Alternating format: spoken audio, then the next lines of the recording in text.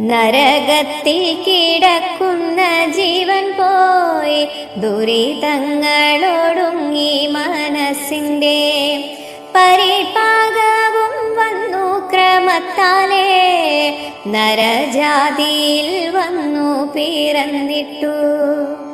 സുകൃതം ചെയ്തു മേൽപോട്ടു പോയവർ സ്വർഗത്തിങ്കലിരുന്നു സുഖിക്കുന്നു.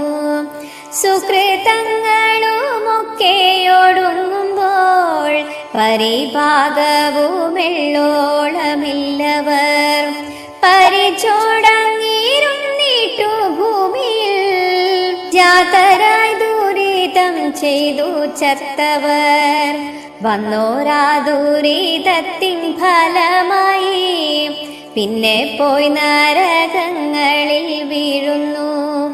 സുരലോകത്തിൽ നിന്നൊരു ജീവൻ പോയി നരലോകെ മഹീസുരനാകുന്നു.